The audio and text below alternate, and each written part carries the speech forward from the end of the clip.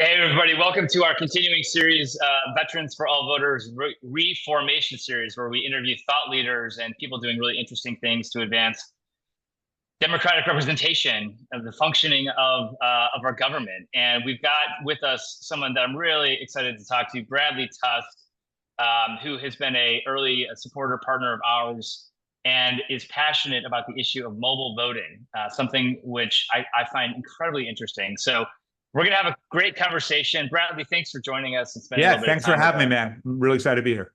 Yeah. So Bradley has a fascinating history.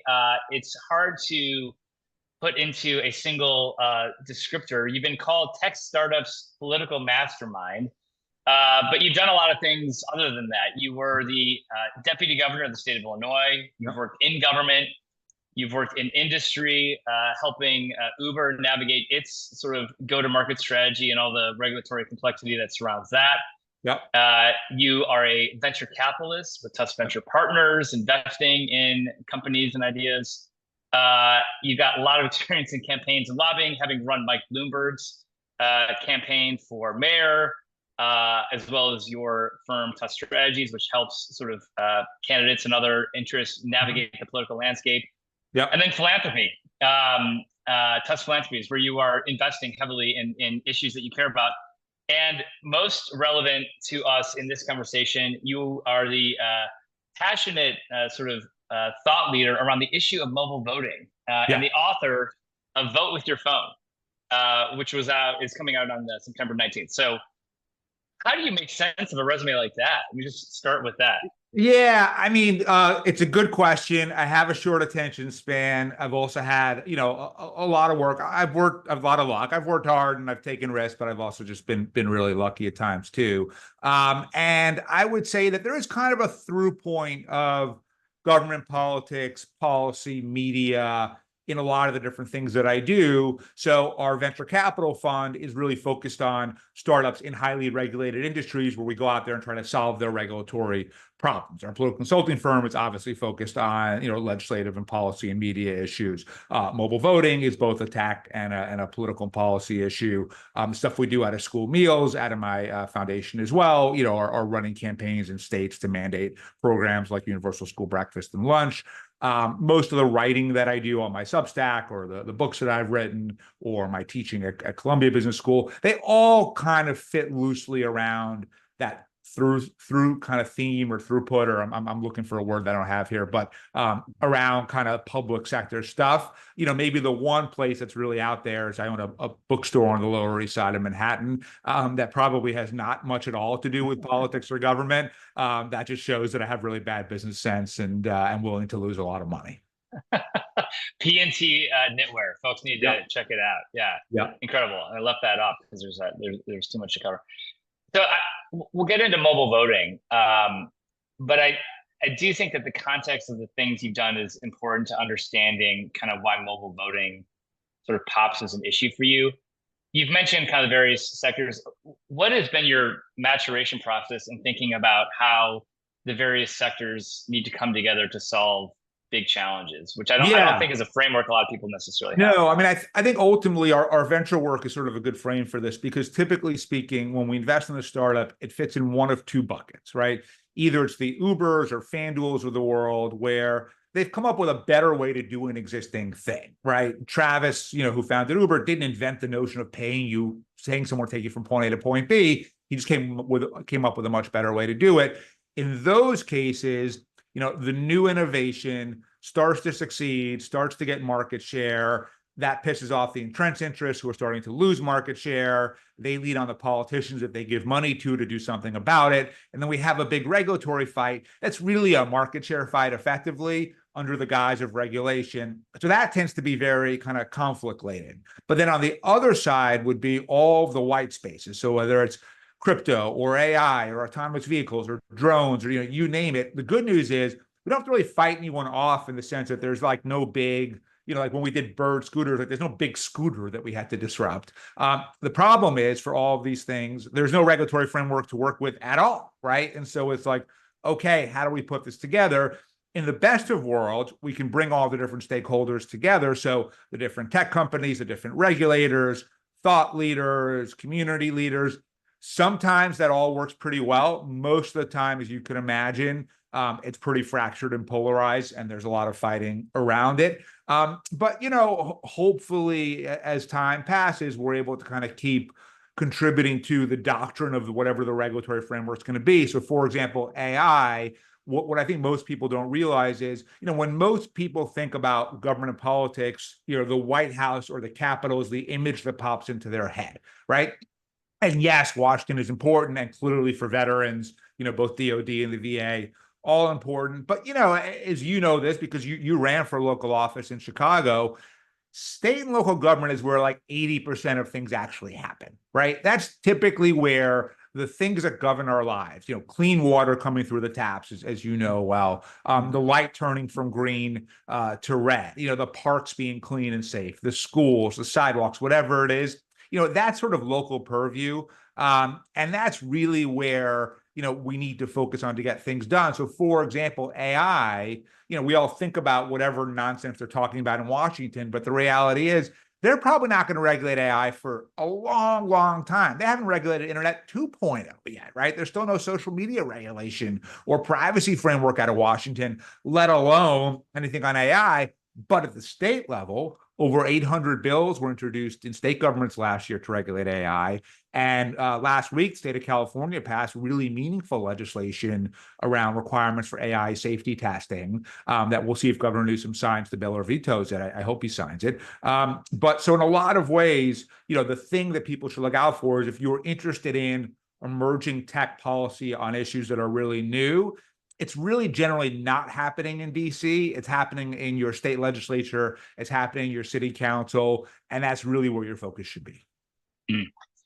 And I think some people think about, these conceptions of politics and political institutions. And there's a notion maybe that politicians kind of go to DC, they bring their ideas and the good ideas kind of rise to the top. You present, I would say, like a different point of view in your book, which is, and I found it really compelling. It's very cynical. Can I say that? It absolutely is. It's unfortunate because I would say it's true, but it's certainly cynical as well. And you introduce sort of the 10 rules that demystify politics. And I think it's a helpful heuristic because then we can begin to see just politicians as incentive structures. But can you talk a little bit about some of the rules, those 10 rules? Yeah, sure. And so as you've mentioned, I've worked in city government, state government. I worked in federal government. I was Chuck Schumer's communications director in the Senate. I worked in the executive branch, legislative branch. I've run campaigns. I'm a lawyer. I've really seen this, I believe, from every conceivable angle. And I took one thing away from all of it, which is every policy output is the result of a political input.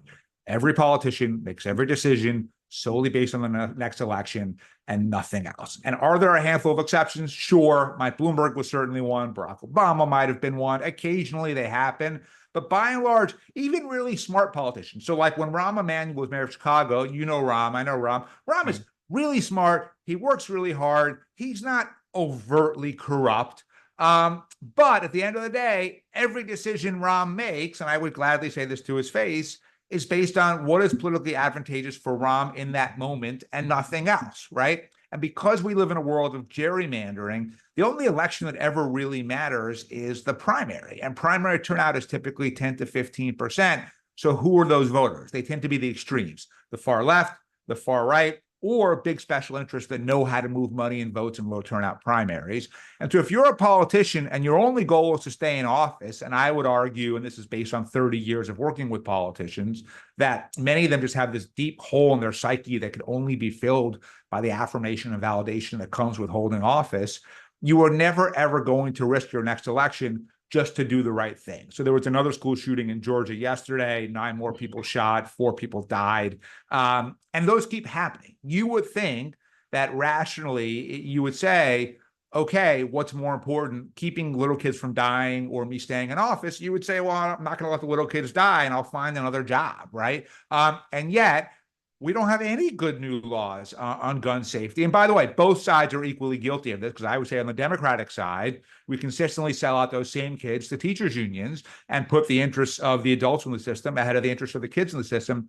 Why is that? Because in a typical Republican primary, if turnout is 12%, NRA members are half of that 12%, which means that you may know that it's crazy that someone can walk into a store and walk out with a machine gun, but you also know that if you were to say that publicly, you're going to lose your next election, so you don't do anything. Or if you were a Democrat, you may know that, new charter schools have the ability to educate kids and really remove a lot of the problems of the current system. But you know that if you were to dare say that, the teachers union is going to oppose you in your next election, and you're never going to dare cross them. As you know, in your home city of Chicago, this teachers union literally elected Brandon Johnson, the city's current mayor, right? And so in both cases, kids get screwed over to further the interests of adults.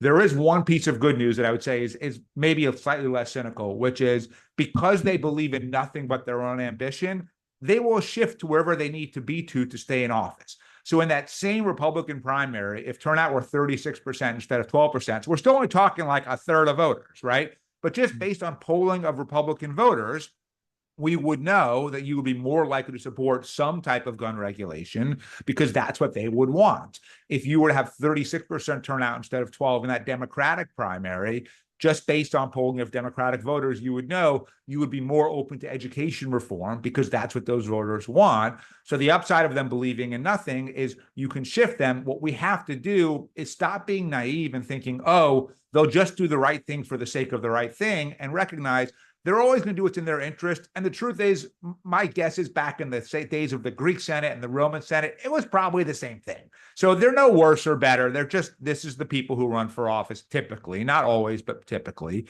And we've got to align our policy goals and needs with their political incentives. And when more people are voting in a primary, that's when all of a sudden the incentives shift to the mainstream.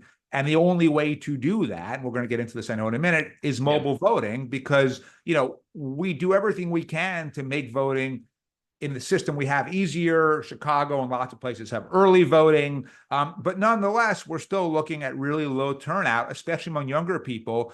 In the Chicago mayoral runoff, do you know what turnout was among people under the age of 30?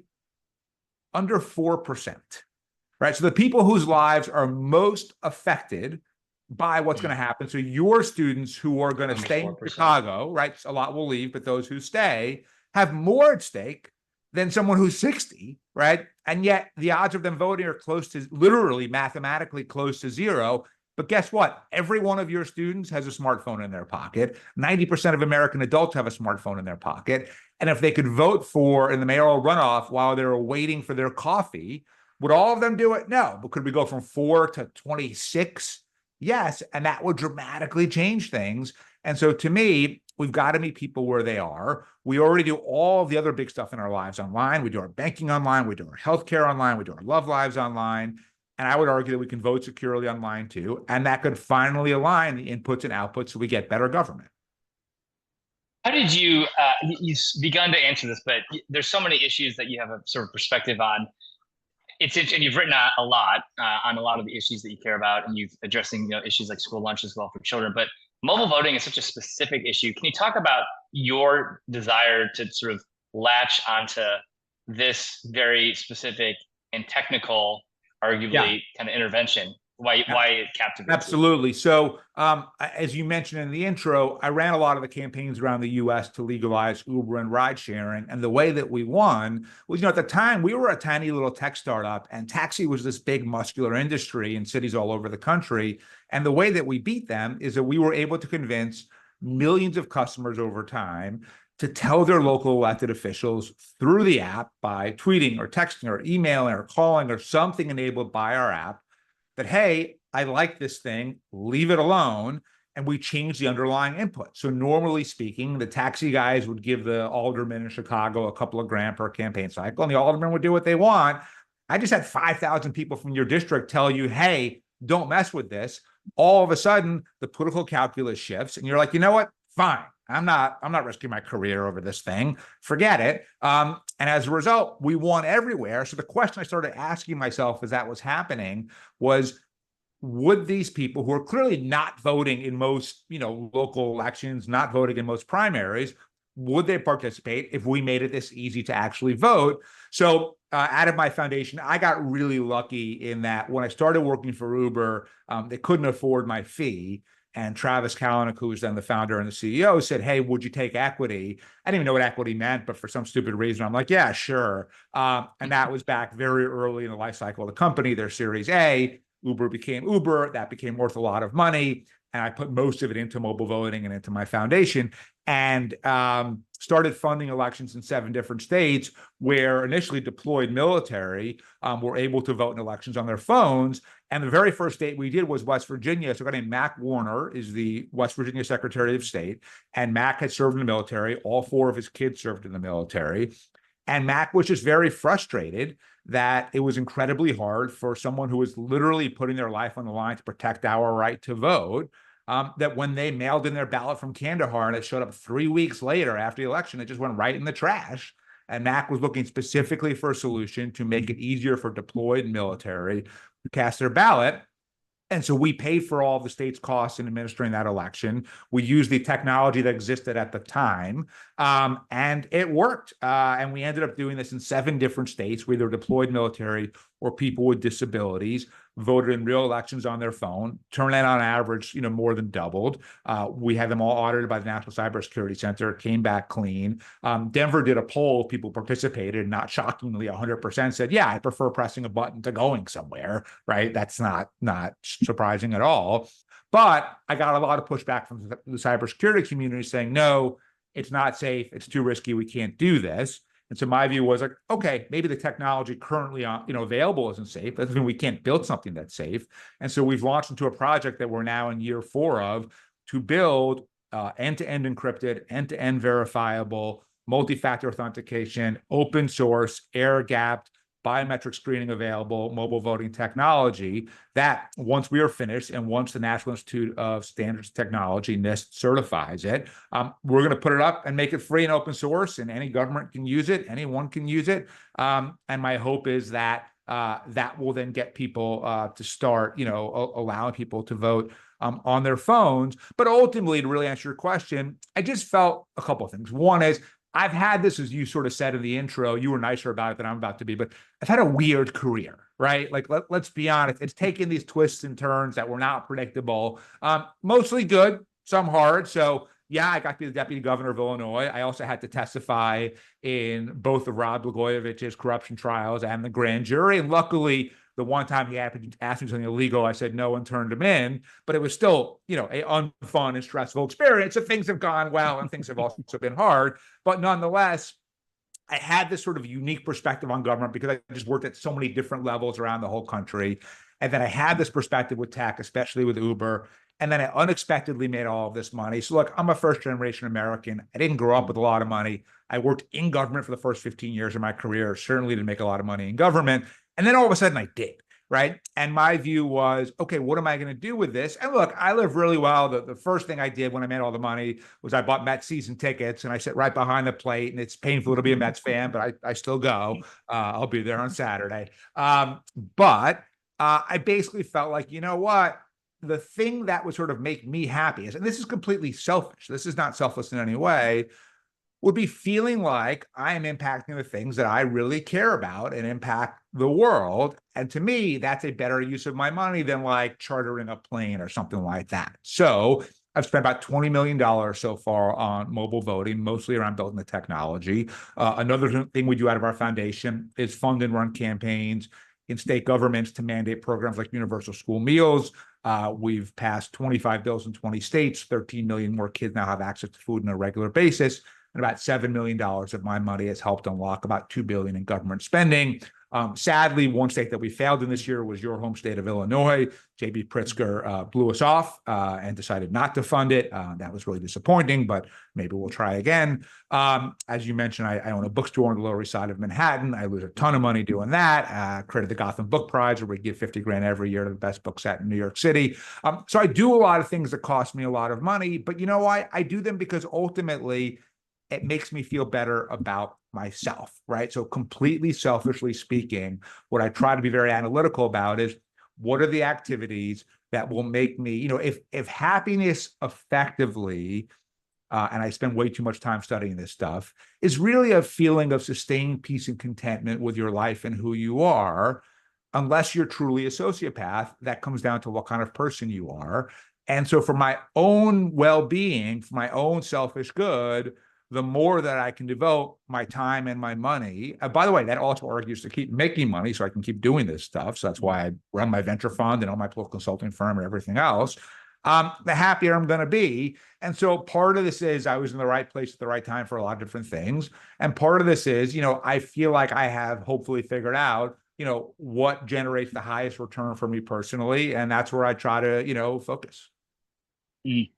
I hear in your kind of journey, I think a similar journey that a lot of our volunteers across the country have been on, which is sort of, playing in more, I'll call them conventional ways, right? Believing that leaders can fix this, and then kind of getting exhausted with the thesis that the next election is the most important one, and sort of like on that hamster treadmill that never seems to go anywhere. And then we kind of land on this work that probably none of us set out to do, but really to think about incentive structures and the technical functions of these things, and mobile voting as an innovation, or final five voting that you talk about in the book as well, and other things. There's sort of a sort of, I don't even call it reluctance, but like an exhausted end of the line sort of thinking about what's the work that needs to be done, and that feels clear-eyed. And let me ask you this, because it's interesting. People ask, like, who's opposed to election reform, and I find that the opposition is not even so much explicit. It's just it's often in the form of like, well, that's interesting, but like, this is the real issue. And the real issue kind of always brings you back to the next election cycle, always brings you back to personalities. How do you, like, what do you see as the opposition to mobile voting, explicit or implicit? And how do you see this taking hold? I think it comes in three forms. So the first would be people in the cybersecurity community who have said this can never work, and they're just not going to be willing to admit that they might have been wrong, and so that they're going to keep opposing us. But we also have a lot of incredible experts that we've worked with to build this technology, and it's going to end up being our experts versus their experts. The second is, and I think this will especially make sense from a military standpoint, groups that insist on paper ballots only. They tend to be a mix of people who are either highly elite, kind of went to Yale. Apologies for anyone listening to this who went to Yale, and live in an ivory tower and have never really worked in the guts of politics or government, and never really had to make payroll or run a company or anything else, and think that they're smarter than everyone else. Or they're sort of the Bobby Kennedy nuts who are just like beset by conspiracy theory after conspiracy theory. And look, it's funny because their argument is the only safe way to vote are paper ballots. But as a lot of people from your organization know, the reason we had the Iraq war is because of paper ballots, right? So the hanging chads in Florida is what got us the outcome that led to Bush becoming president instead of Gore. And even if 9/11 still happens the same way, the war in Afghanistan probably would have happened. But given that the 9/11 Commission concluded that Iraq had nothing to do with 9/11, I don't think Al Gore takes us to war in Iraq, simply because it just didn't make any sense. It only made sense if Dick Cheney was your vice president and was heavily invested in Halliburton, and if you sort of had this theory of avenging your father's sort of incomplete record in Iraq. And so, about 4,000 Americans died in that war. But as many as, and I think as the estimates are really hard to tell, but somewhere between 500,000 and 1 million Iraqis died in that war. They're still human beings. We spent $1.7 trillion. Imagine if we could have used all that money to help our veterans and their lives here in America, and not expose them to so many bad situations in the first place, rather than wasting it on a war that we didn't even really need or accomplish all that much. And that was ultimately because of paper ballots and hanging chads. And then the third group is the real opposition, which is people in power, right? So ironically, mobile voting and the work that I'm doing and you're doing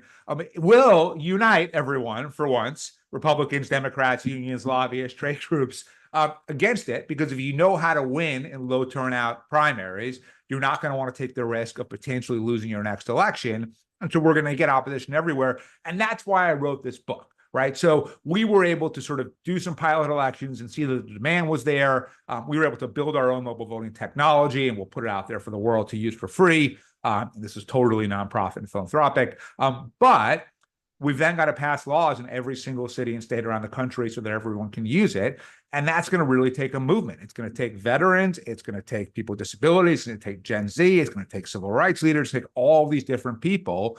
And the point of the book is to hopefully get the message out there of like, hey, there is, I would argue, a scalable solution that could fix the turnout problem in our elections, which is what we need to move things to the middle. And hopefully I make the case convincingly in the book. And I hope people who are watching this, choose to check out the book. And we need to rally people to action. For example, same-sex marriage, right? In the late 90s, there was still mainstream political opposition on the Democratic side too, right? The Defense of Marriage Act, the Clintons, and yet 15 years later, Windsor happens, and it's just accepted in society. I know there are still some communities, but by and large, same-sex marriage has become an accepted fact of life. So it is doable, right? And what I'm trying to do is to learn from that movement and others to say, how can we turn mobile voting into a movement where we overcome the status quo, we make it possible for people to vote on their phones? And by the way, my argument is not to make this the only way to vote. I want to leave vote by mail and machines and everything else. I'm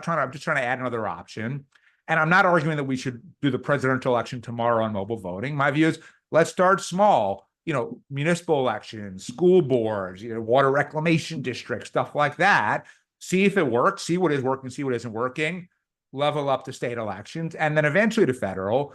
We don't do this all tomorrow in one shot, but I do think that if we are unwilling to try to do anything about the underlying problem, then we're doomed to the state that we're in. And this may sound a little hyperbolic and crazy, but there is a valid argument that if in 25 years we haven't fixed the system and we can't agree on anything, and Washington remains completely dysfunctional and can't solve any of the problems facing our country, that states will conclude, we're better off on our own, right? You've already seen secession movements pop up in California and Texas and other places like that.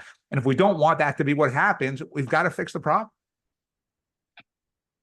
My last question for you, Bradley, because I think we operate with that same sort of sense of fear and urgency. And I would say, I don't think we have 25 years to sort of get to better solutions. Last question for you is, some people think mobile voting, it's impossible. It sounds risky. I think a different point of view is it's actually inevitable. Yep. Because the young sort of, Gen Z behavior is to have an absolute expectation that everything is available by your phone, sort of on the basis of it's not secure. It seems ridiculous when we bank on our phones and do these other things. So you're obviously somewhere in the camp of, seeing it's inevitable. What do you think? Give us an optimistic forecast for when this could all come to be. What's your theory? The optimistic forecast is in 2025, we're going to start running legislation, hopefully in different cities that would authorize it for municipal elections. Hopefully we can use it in some jurisdictions in 25, then 26, hopefully in some state elections. And once, what I've learned in my work in tech is once the genie's out of the bottle, you can't put it back in.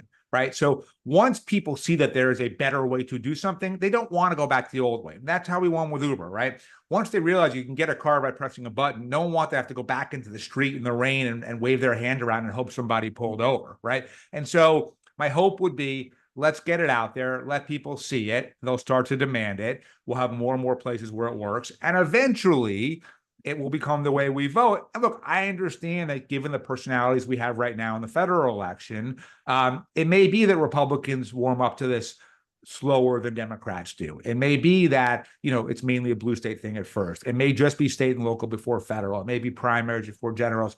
That's okay. I think as long as we can get the ball rolling, it can work. But I also know that right now, I have funded this entire thing myself. And if I can't attract people to the movement and funders to the movement and everything else, one person has never built any successful movement of any kind, and I'm certainly no exception to that.